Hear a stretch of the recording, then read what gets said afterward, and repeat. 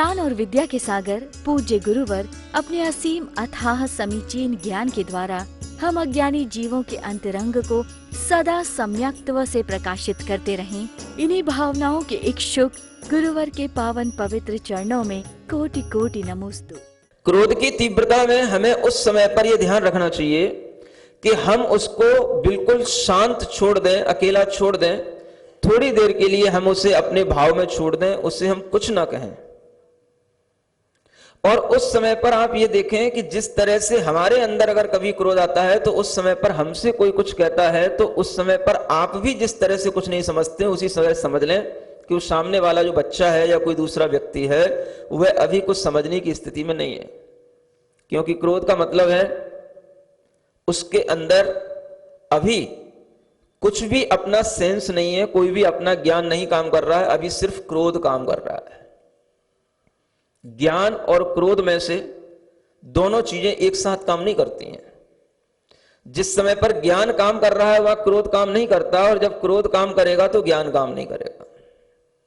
ये बात अलग है कि क्रोध में भी वो कुछ ना कुछ करता रहता है, इसलिए लगता है कि ज्ञान काम कर रहा है, लेकिन उसका ज्ञान वास्तव में उस समय पर उसके साथ में नहीं होता।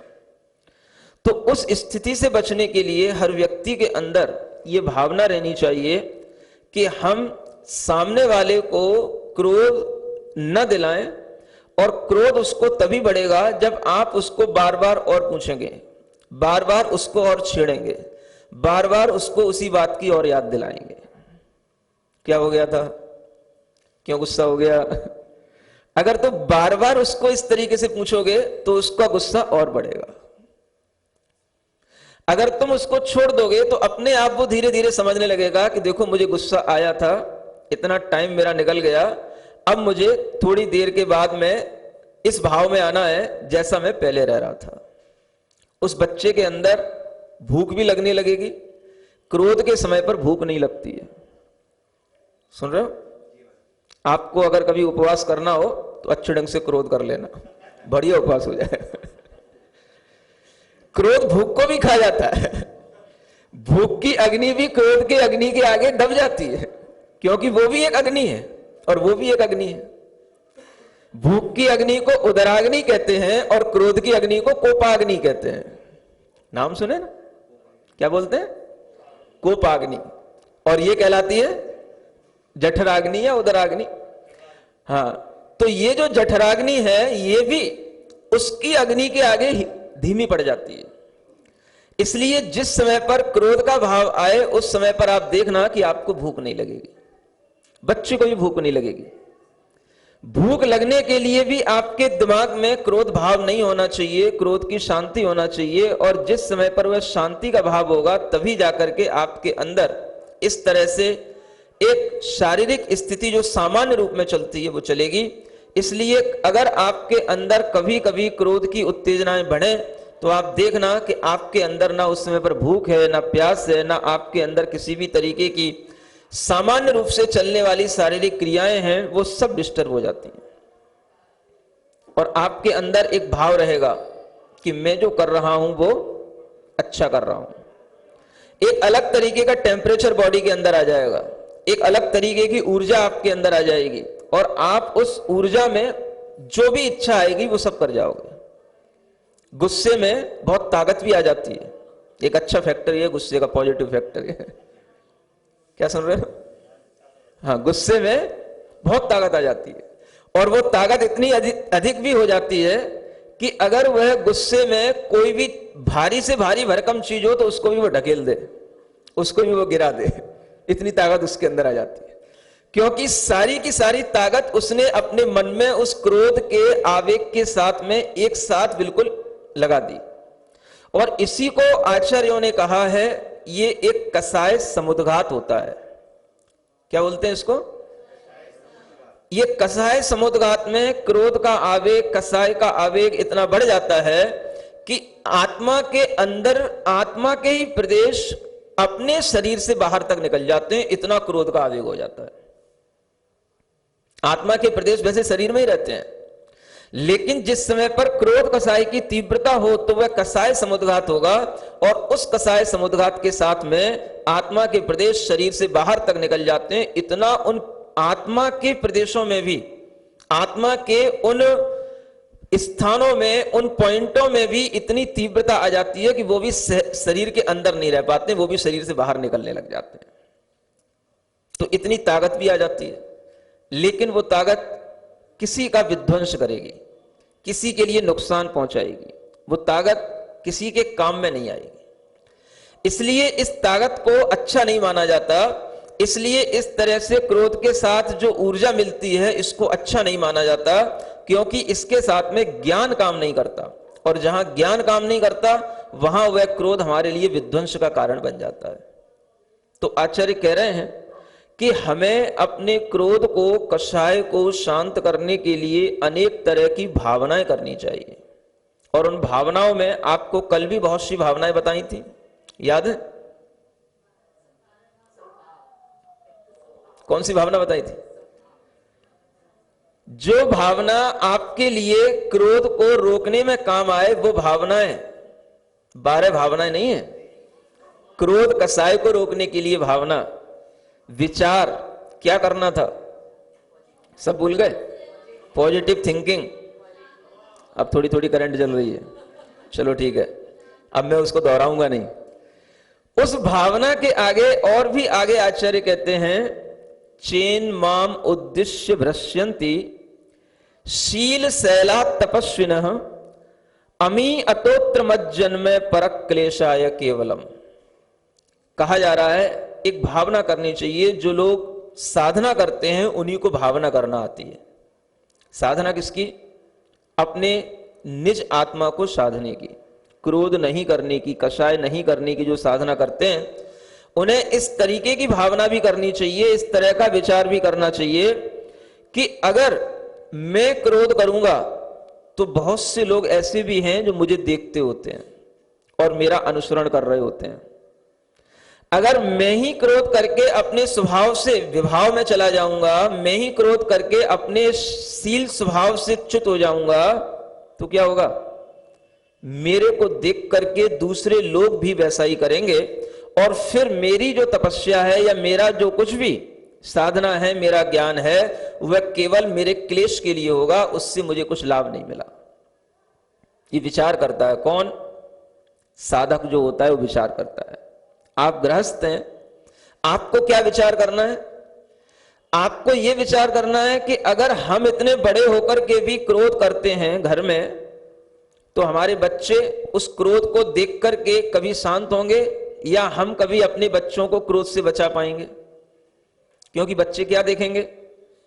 जैसा माता पिता करते हैं, जैसा बड़े करते हैं, वैसा ही बच्चों के अंदर करने का भाव आता है। यही भाव हमें यहां गृहस्थों के लिए इस तरह से लगाना चाहिए।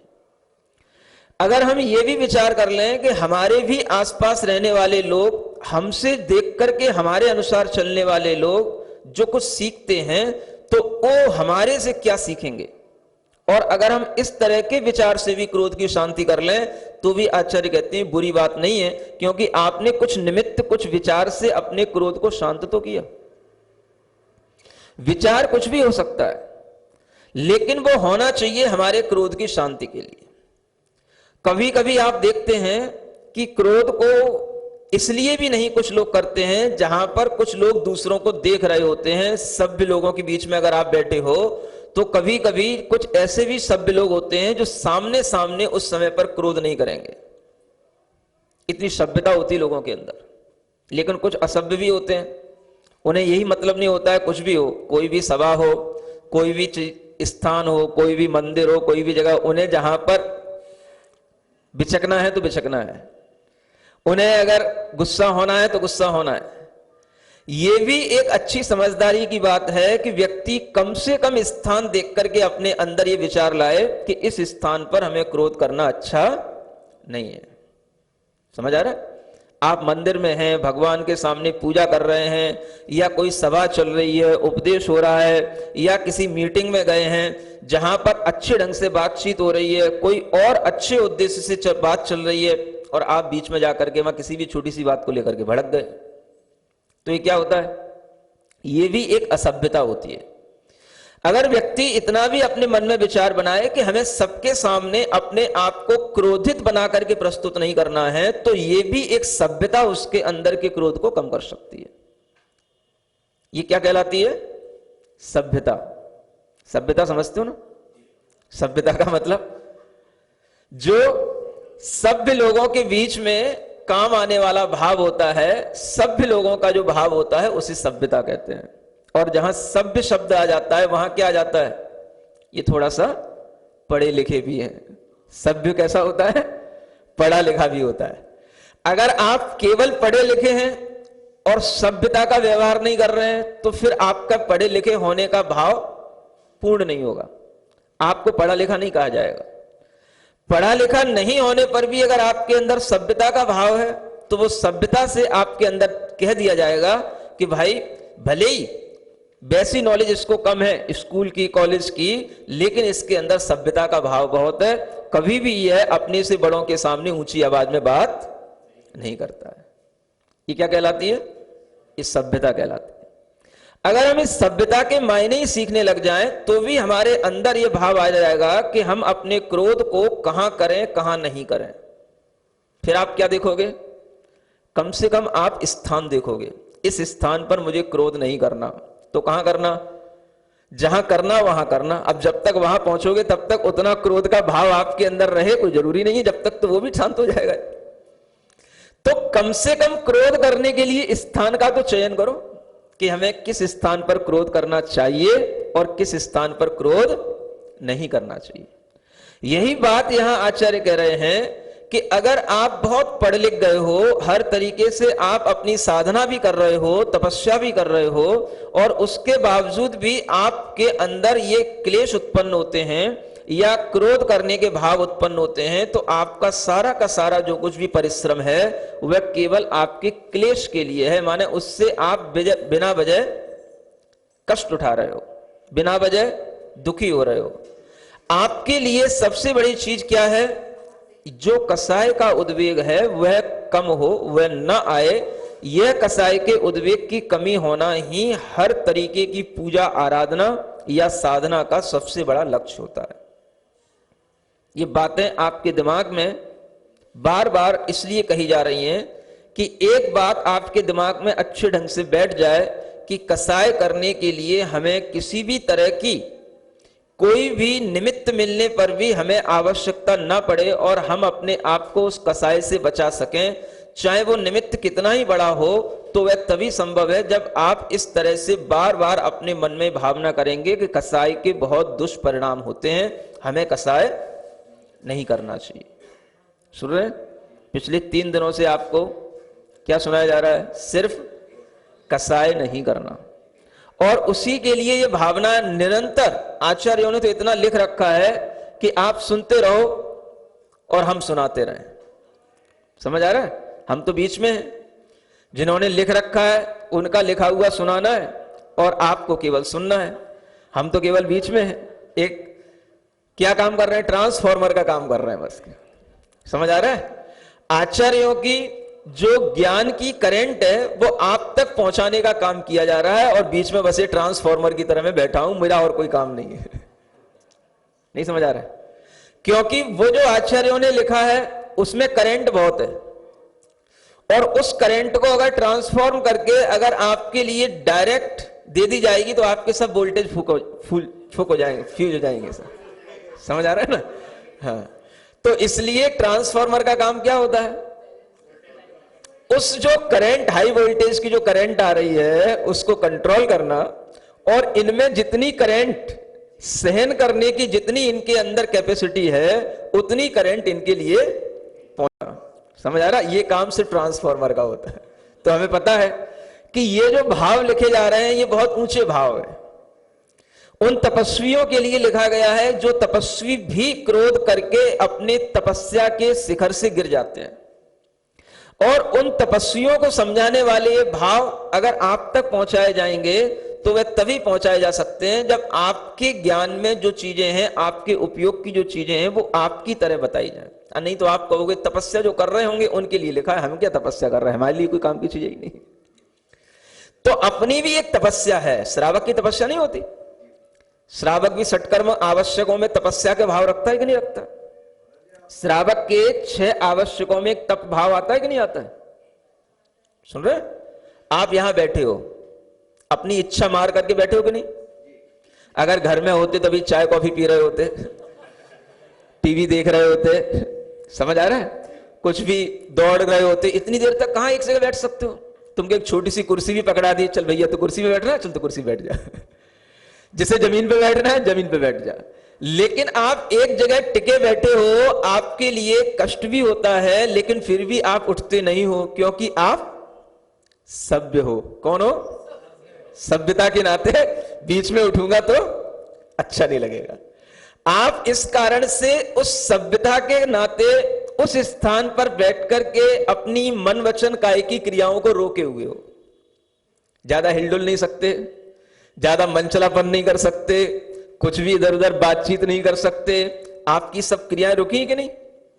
इतनी देर तक आप कभी मौन रह सकते हो घर में, या मुंह बंद किए बैठे हो क्योंकि मैं बोल रहा हूं? अगर तुम बोलोगे तो अभी असभ्य कहलाओगे। समझ आ रहा है? तो यही तपस्या है, मन वचन काय की क्रियाओं को रोकना, अपने मन की इच्छाओं को रोकना, इसी का नाम तपस्या है। और श्रावक अगर बड़ी पूजा करता है तो बड़ी तपस्या भी कर लेता है। आप ये महामय पूजा कर रहे हो, माने आप एक महा तपस्या कर रहे हो। समझ में आ रहा है? और ये तपस्या इसलिए भी अच्छी हो रही है कि आप देख रहे हो, अभी तक आपने इतने अच्छे अर्घ, इतने बड़े बड़े अर्घ, इतने ज्ञानवर्धक अर्घ पहले किसी विधान में नहीं सुने, और अब आप सुन रहे हो, आपको अच्छा लग रहा है। तो एक तो आपकी तपस्या हो रही है मन वचन काय की, और एक आपका ज्ञान भी बढ़ रहा है। तो ये तपस्या वास्तव में जो ज्ञान के साथ होनी चाहिए, सम्यक ज्ञान के साथ, वो तपस्या आपकी चल रही है। तो आप ये मत सोचो कि हम तपस्वी नहीं है। सुन रहे? हाँ, 4-4 घंटे, 5-5 घंटे, सुबह 6:30 बजे से आप आकर के 12-12 बजे तक बैठे रहते हो, और कितनी तपस्या चाहिए?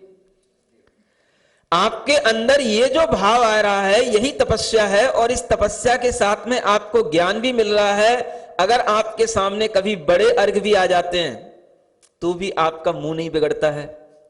नहीं बिगड़ा ना? अब तो बड़े बड़े निकल गए, अब तो छोटे छोटे आएंगे। क्योंकि कोई भी कार्य जब हम नया शुरू करते हैं तो प्रारंभ में हर अच्छे काम में, हर नए काम में शुरू में कठिनाई लगती है। समझ आ रहा? इसलिए जानबूझ करके इस विधान में भी शुरू में ही आदमी के लिए कठिनाई से महसूस होगी, होने दो। जो उस कठिनाई से अपने आप को बचा लिए या डर गए, वो मर गए, वो कुछ नहीं करेंगे आगे। समझ आ रहा है? और जो उस कठिनाई को पार कर गए, 4 दिन बाद अब आप देखोगे, अब तो छोटे छोटे अर्घ हैं। ओम ह्रीम हरम योगेश्वराय नमः, ओम ह्रीम हरम जिनेश्वराय नमः, सहस्र नाम के अर्घ आएंगे। फिर आपको बहुत अच्छे अच्छे मीठे मीठे दोहों के साथ में तत्वार सूत्र के अर्घ मिलेंगे। एक केवल बीच में आपके लिए प्राकृत के जो अर्घ बनाए थे, वो केवल 363 जो मिथ्या मत हैं उनके लिए वो अर्घ हैं बस, और वो भी आपने पढ़ लिए और आप सबको अच्छा लगा। अगर हमें इतना भी लगता है कि चलो ये हमारे लिए कुछ नई चीज है, क्योंकि अभी तक हमने क्या किया, केवल बस एक ही सहस्रनाम इत्यादि इन नामों के अलावा हमने कोई अर्घ अभी जाने ही नहीं, और उन्हीं में हम बस केवल छोटी छोटी सी बस स्वाहा स्वाहा करते रहे। ज्ञान के साथ बड़ी बड़े हमें ज्ञान के साथ में जो हमारे सामने अर्घ आ रहे हैं, ऐसा करने में अगर आपको इतना भी लगता है कि ये कुछ है, अच्छा है, ज्ञान मिल रहा है, हमारे लिए कुछ नया सा अनुभव हो रहा है, तो यही अनुभूति हमारे लिए सारभूत है। यही अनुभूति सारभूत है। हमें किसी को जाकर के कुछ सिखाना नहीं है, हमें केवल अपने अंदर महसूस करना है कि हाँ ये कुछ अच्छी है, नई चीज है बस। जब इस तरीके का भाव आ जाता है तो हमारे अंदर अपने आप उस ज्ञान के माध्यम से अपनी कसाएं शांत होती चली जाती हैं। कसायों को शांत करने के लिए ज्ञान की ही जरूरत है। इसलिए आचार्य कहते हैं, प्रांग मया यत् कृतम कर्म तन्मयैव उपभुज्यते मन्ये निमित्त मात्रोन्यम सुख दुख उद्यतो जना। अगर कभी कोई हमें दूसरा दुख देता है तो हम ये मान के चलें कि वह तो केवल दुख देने में निमित्त मात्र है, वो क्या है? निमित्त मात्र है। वो तो केवल एक बाहरी कारण है, वो वस्तुतः अंतरंग कारण नहीं है, वो वास्तविक कारण नहीं है। किसी भी कार्य के लिए दो कारण होते हैं, एक तो बाहरी कारण और एक भीतरी कारण। बाहरी कारण इतना समर्थ नहीं होता है, भीतरी कारण समर्थ होता है। जैसे कि मान लो आपके लिए भोजन रखा गया और भोजन करने के लिए आपसे कहा गया, लेकिन आपको भूख नहीं है क्योंकि आपकी भूख पहले से ही शांत हो चुकी थी, आप पहले से ही भोजन कर चुके थे, लेकिन फिर से आपके सामने कुछ अच्छे मिष्ठान रख दिए गए। क्या करोगे आप? बाहरी कारण होने पर भी, भोजन होने पर भी, जब आपके अंदर भूख नहीं है या मान लो किसी कारणवश आपको भूख नहीं लग रही है, तो वह भोजन आपके लिए कभी भी रुचिकर नहीं लगेगा। मूल कारण क्या है? भीतरी कारण। अगर भीतर भूख है तो बाहर का भोजन कितना भी कैसा भी हो, नीरस भी हो, तो भी आपको रुचिकर लगेगा। और बाहर अगर भोजन रुचिकर है और भीतर आपको भूख नहीं है, तो आप उसमें भी मुंह बनाओगे। जब भूख लगी हो उस समय पर आप देखो, आपके लिए अगर सूखी रोटी भी नमक से खाने को मिल जाए, इतनी खुशी होगी जितनी पूड़ी खाने में भी खुशी ना होती क्योंकि भूख है। अंतरंग कारण हमेशा बलवान होता है। समझ आ रहा है? तो जब भी आपके सामने कोई दूसरा गाली दे, आपसे गुस्सा करे, आपको गुस्सा दिलाए, ये क्या समझना, ये तो केवल बाहरी कारण है। भीतरी कारण तो मेरे कर्म का उदय होना है। अगर मेरे अंदर क्रोध कर्म का उदय नहीं होगा तो ये कभी भी मुझे गुस्सा नहीं दिला सकता। अगर मेरे कर्म के कारण से ये मुझे दुखी कर रहा है और मैं क्रोध नहीं कर रहा हूं, तो इसका मतलब यह है कि मैं अपने दुख देने वाले कर्म की निर्जरा कर रहा हूं और मैं उस कर्म को भोग करके शांति के साथ उस कर्म को निकाल रहा हूं। तो मैं अपने कर्म का फल भोग रहा हूं। जो कर्म मैंने किया है ये मेरे लिए कुछ भी बुरा नहीं कर रहा है। यह भावना आते ही, यह ज्ञान आते ही आपके अंदर शांति का भाव आएगा और आप अपने उस किए हुए कर्म की निर्जरा करने में समर्थ हो जाएंगे।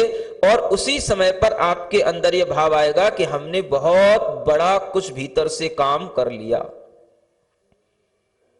कब लगेगा आपको? जब सामने वाला गुस्सा कर रहा हो और आप भी गुस्सा करने की ताकत रखते हो और फिर भी नहीं कर रहे हो। क्या कहा? गुस्सा करने की ताकत रखते हो। दो चीजें हैं, एक तो ताकत नहीं है इसलिए नहीं करना भाई, नहीं तो ये अपने ऊपर भारी पड़ जाएगा, अपने कोई पीट देगा, तो नहीं चलेगा काम। निर्जरा कब होगी? जब आप करने की क्षमता रखते हो लेकिन फिर भी नहीं कर रहे हो। ये बड़ी चीज है।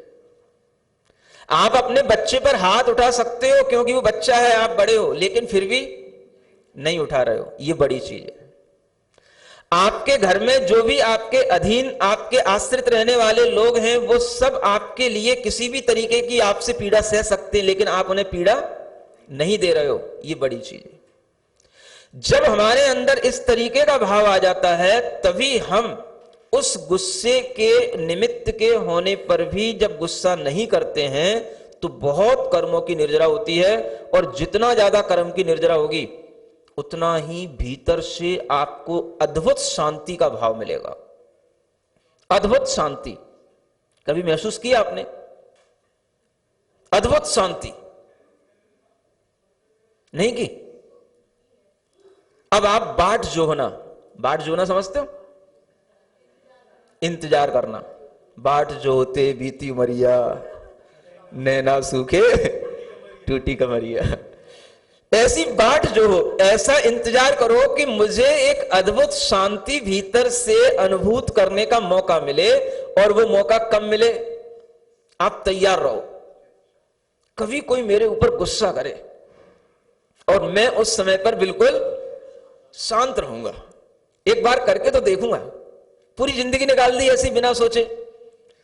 उसने 4 बातें बोल दी, हमने भी 4 बातें बोल दी, उसने भी झड़प खा ली, हमने भी झड़प कर दी, इसी में निकल जाती बात है। एक बार शांति से अपने मन में विचार लाओ, मैं क्या करूंगा? गुस्से के निमित्त तो मिलते हैं, घर में बाहर कहीं ना कहीं गुस्सा आता है। पहले से सोच के रखो, जब भी कोई हमारे लिए गुस्सा करेगा, हम उस समय पर अपने मन को बिल्कुल शांत रखेंगे। एक चांस देखना है हमें, महाराज ने कहा है, क्या कहा है? अद्भुत शांति का अनुभव करना है हमें। और वो कब होगा? वो तभी होगा। उसने 2 सुनाई, आपने 4 कह दी, उसमें नहीं होगा। वो कब होगा? वो 4 सुनाए और हमारे अंदर भाव आ जाए, वो और 40 सुना दे, आज मैं सुनने को तैयार हूं।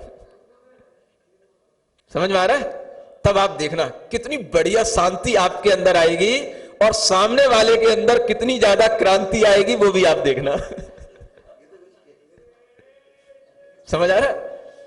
उसको इस बात का भी गुस्सा आ सकता है कि आज इन्हें हो क्या गया है, इन्हें कौन सा सांप सूंघ गया है।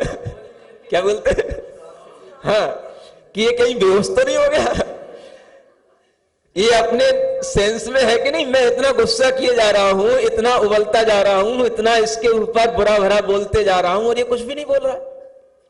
समझ आ रहा है? तब आप देखोगे एक बढ़िया शांति का भाव। आप भीतर ही भीतर आंख बंद करके सोचना, क्या मेरे कर्मों की निर्जरा हो रही है, मेरी आत्मा में परम शांति उत्पन्न हो रही, बस कर्मों की निर्जरा हो रही है और मेरी आत्मा में परम शांति। मुझे कोई फर्क नहीं पड़ रहा, बाहर तो केवल वो निमित्त मात्र है।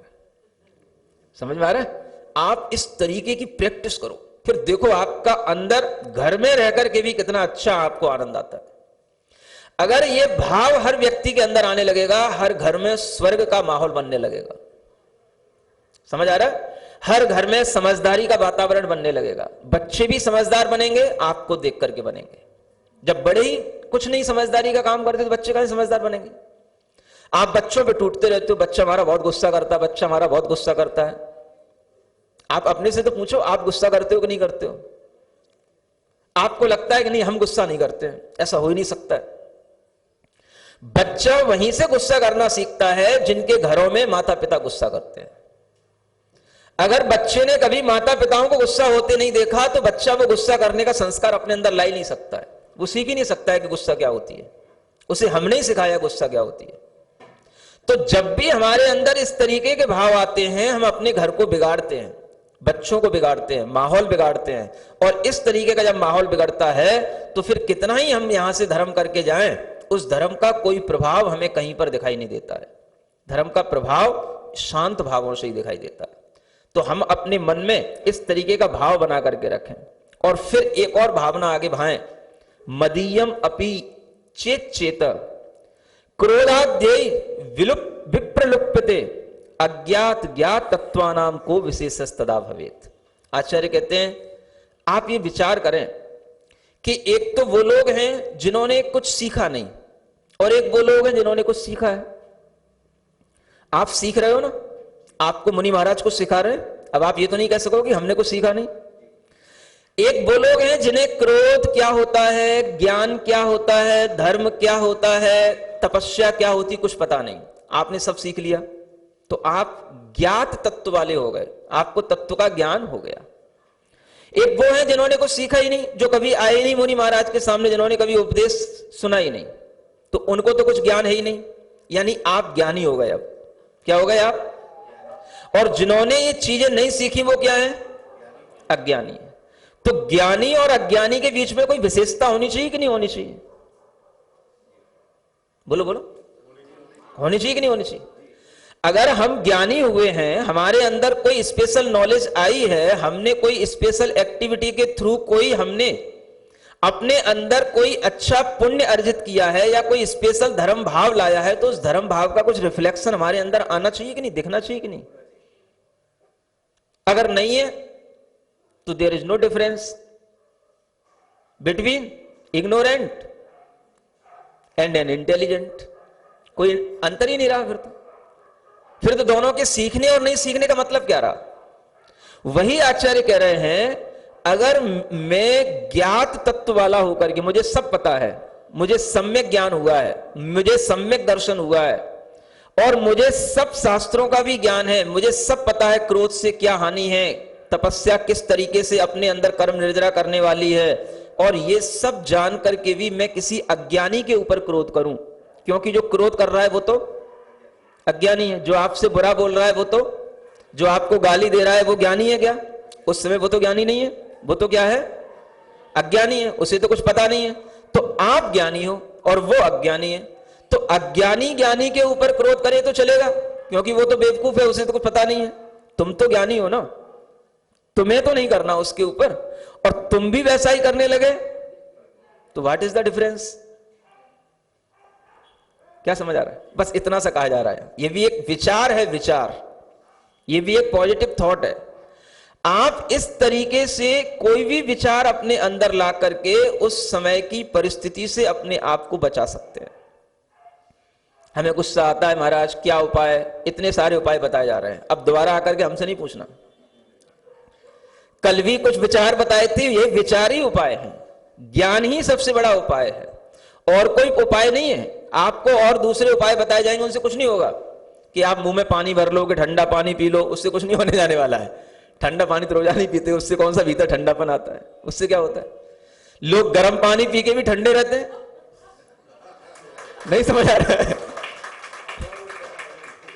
गर्मी में भी गर्म पानी पी के ठंडे रहते, और तुम गर्मी में भी ठंडा पानी पी के बोलते रहते हो, तो ठंडा पानी पीने से क्या हो जाएगा? ये तो कोई डॉक्टरों की बात है, बेकार की बात है, इससे कभी कुछ नहीं होने वाला। माइंड का जो टेम्परेचर है, आत्मा के अंदर क्रोध की जो अग्नि है, वो कभी ठंडे पानी से वहां तक नहीं पहुंचती है, वो तो बॉडी के टेम्परेचर को मेंटेन करेगी। इसलिए ये ठंडे विचार अपने अंदर रखो। अगर मैंने भी उसी अज्ञानी की तरह क्रोध किया तो उसमें और मुझ में फिर क्या भेद रह गया? ऐसा विचार करके मुझे वो काम नहीं करना जो वो कर रहा है, मुझे वैसी गाली नहीं देना जैसा वो दे रहा है, मुझे वैसा रिएक्ट नहीं करना जैसा वो एक्ट कर रहा है, मुझे तो उससे कुछ डिफर करना है। ये जब विचार आएगा तभी आपके अंदर कुछ समझ में आएगा कि हाँ, you are something different, you are not a ignorant, you are something intelligent, कुछ है आप, ये तभी समझ में आएगा। आप अपने बच्चे के सामने अपने बच्चे से बड़े होते हैं कि नहीं? बच्चे से ज्यादा आपको नॉलेज होती है कि नहीं? तो ये नॉलेज बच्चे को कैसे पता पड़ेगी कि आपको ज्यादा नॉलेज है, बच्चे को कम है? इसी भाव से पता पड़ेगी। जब आप उस तरीके से नहीं करोगे जैसा बच्चा कर रहा है, तो आपके और बच्चे के बीच का अंतर बच्चे को भी समझ में आएगा और आपको भी समझ में आएगा। इसलिए आचार्य कहते हैं यही न्याय का मार्ग है। किसका मार्ग है ये? न्याय मार्गे प्रपन्नेस्मिन् कर्म पाके पुरस्थिते विवेकी कस तदात्मानं क्रोधादीनां वशम नयेत्। अगर आपको न्याय के मार्ग पर चलना है, न्याय का मार्ग मतलब एक सदाचार का मार्ग, नीति का मार्ग, तो आपको क्या सोचना है? हमारे अंदर कर्म के उदय से क्रोध उत्पन्न होता है, ये हमारे ही कर्म का उदय है, लेकिन मैं विवेकी अगर हूं तो मैं इस क्रोध को वश में कर लूंगा। और कौन ऐसा विवेकी होगा जो क्रोध को वश में ना करे? अगर मैं विवेकवान हूं तो मैं क्रोध को वश में कर लूंगा, और विवेकी ही क्रोध को वश में कर पाएगा। जैसे ही हमारा विवेक छूट जाएगा तो क्रोध के वश में हम हो जाएंगे, हमारे वश में क्रोध नहीं होगा। तो आचार्य कहते हैं हमेशा विवेकवान बने रहो, हमेशा जागृत बने रहो, हमेशा देखते रहो कि कब हमारे अंदर ये कषाय के उद्वेग आते हैं, और इन कषायों के उद्वेग को जीतने के लिए हम कितना समर्थ हो पाते हैं और कितना उनमें बह जाते हैं। दोनों चीजें देखनी पड़ेंगी। कभी कभी आपको ऐसा भी लगता है मैंने सोच के तो रखा था गुस्सा नहीं करूंगा, लेकिन जब जिसमें मौका मिला तो हो ही गया वो। अब महाराज वो हो ही जाता है, अब क्या करूं, रहा नहीं जाता है। वो कहता है तो फिर मुझे भी रहा नहीं जाता, मैं भी उससे कह ही देता हूं। वो एक हाथ उठाता है, मैं भी दो हाथ लगा ही देता हूं, रहा नहीं जाता। चलो कोई बात नहीं। आपको बाद में याद आता है, जिस समय आपने कर दिया, बाद में याद आया, बाद में याद आया कि हमको ऐसा नहीं करना था। अगर आप बाद में भी याद करके इस तरीके का विचार रख करके फिर से अपने लिए तैयारी करोगे तो एक टाइम आएगा जब आप अपने आप को रोक लोगे। समझ आ रहा है? क्योंकि ये निमित्त तो रोजाना मिलेंगे, तैयारी आपकी रोजाना नहीं रहती है। आपके लिए यह प्रैक्टिस अगर 2-3 दिन भी लगातार रहे तो आपके लिए समझ में आने लग जाएगा कि इतने में ही हमारे भावों में कंट्रोल आ गया। आप करने के बाद भी पछतावा करें, करने के बाद भी विचार करें, क्रोध करने के बाद भी आपके मन में आए कि अब नहीं करूंगा, अब की बार जो हो गया तो हो गया। तो भी क्या होगा, आगे और भी निमित्त आने वाले हैं, उन निमित्तों से आप बचे रहोगे। इस तरह से हम इन क्रोध के विचार जो हमें ज्ञान के साथ दिए जा रहे हैं, इन विचारों को अपनाएं, क्योंकि क्रोध हमेशा ज्ञान के माध्यम से ही कंट्रोल होगा, अपने विचार करने से ही कंट्रोल होगा। वो कभी किसी दूसरे के द्वारा कुछ भी सुंगा दिया जाए या खिला दिया जाए या पिला दिया जाए, उससे नहीं होगा। मंत्र दे दो महाराज, कोई मंत्र दे दो, हमारे पति देव को बहुत गुस्सा आता है, कोई मंत्र ही नहीं उसका। सबसे बड़ा मंत्र क्या है क्रोध को वश करने का? ज्ञान मंत्र। ये ज्ञान जो दिया जा रहा है, इस ज्ञान को हम अपने उपयोग में बार बार लाएं, इसी से हमारे क्रोध कषाय का शमन होगा, तभी हमारी पूजा का फल हमको प्राप्त होगा। ज्ञान और विद्या के सागर पूज्य गुरुवर अपने असीम अथाह समीचीन ज्ञान के द्वारा हम अज्ञानी जीवों के अंतरंग को सदा सम्यक्त्व से प्रकाशित करते रहें। इन्हीं भावनाओं के इच्छुक गुरुवर के पावन पवित्र चरणों में कोटि कोटि नमोस्तु।